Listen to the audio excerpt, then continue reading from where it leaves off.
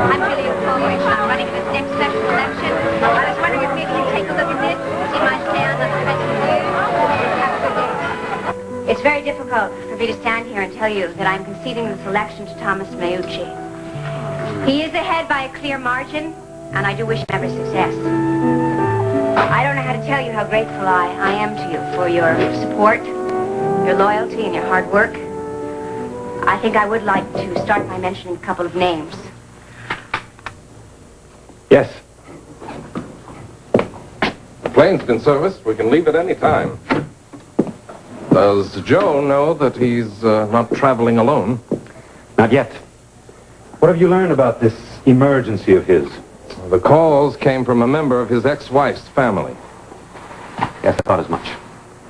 How is Jacqueline behaving? Intelligently, for the moment.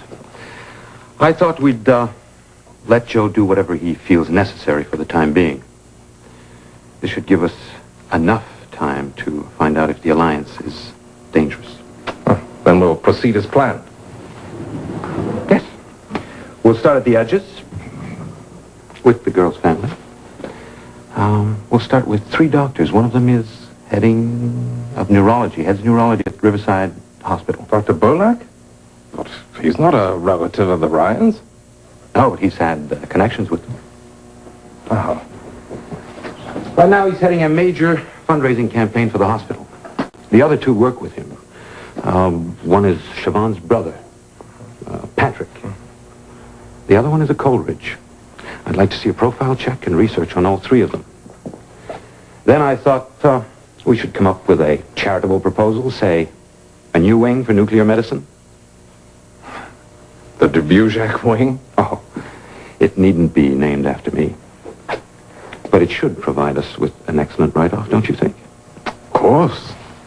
Also provide an excellent way to meet the lovely Julian Coleridge. She's still the primary attorney at the hospital, you know. Is she? Mm-hmm. Hutch, I'm glad you work for me. You may be the only man in the world who can see right through me.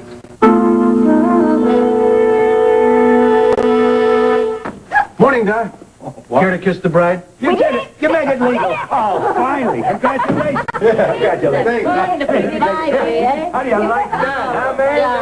Isn't that wonderful? Hey, I'm so glad you didn't give the boy his own way. That was wise. I'm so happy for Yeah, I don't know what it is, Ma. I don't know where my head was at trying to give John the impression that he could run the show. But as long as your head's on straight now, that's all that matters. Yeah, but the question is, the major question, which anniversary do we celebrate? I say celebrate them both. What's wrong with 2 a year, huh? Not a thing, as far as I can tell. Congratulations. Oh, thank you. Frank. Thanks, Bill. Thanks a lot.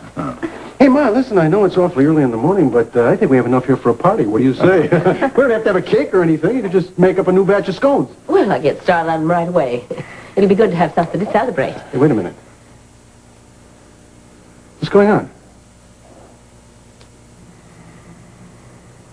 Something up? We don't want to break your mood. You 2 have waited too long for this. It's Siobhan. She's missing. Missing? I just saw her yesterday. What do you mean? Are you sure? What happened? She was due at work last night for the late shift, and she didn't show. Last anybody saw her, she was at a restaurant the mob likes a lot. And at the Jack Benelli there, she told him a squad car was going to pick her up and run her uptown. That was a lie. But what has Jack got to do?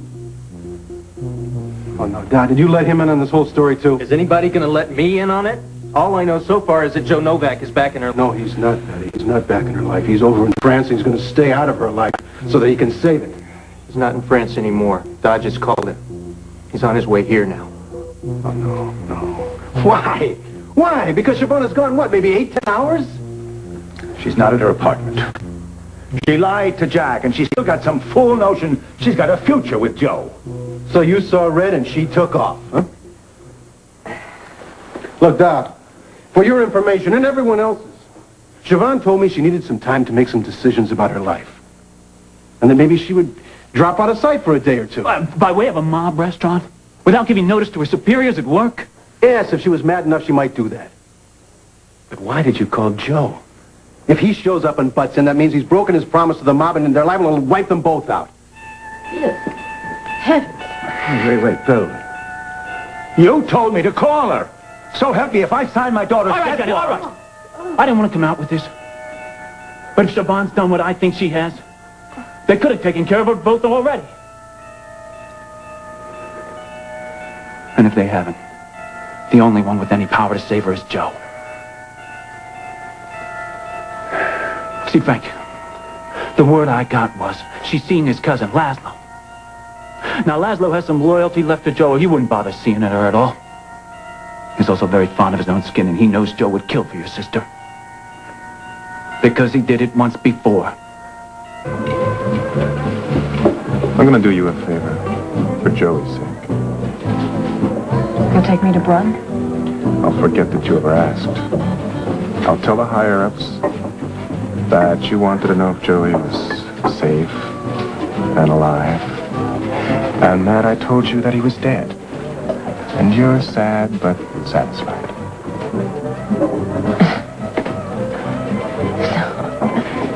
No, I'll never be satisfied until Joe and I can live in peace together. You keep this up, and what you'll do together is die.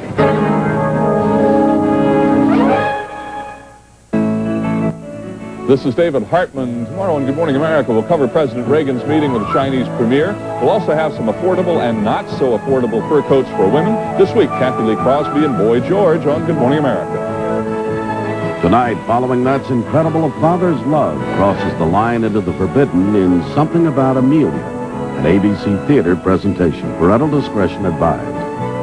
Adam confronts Erica's deception. Watch All My Children next.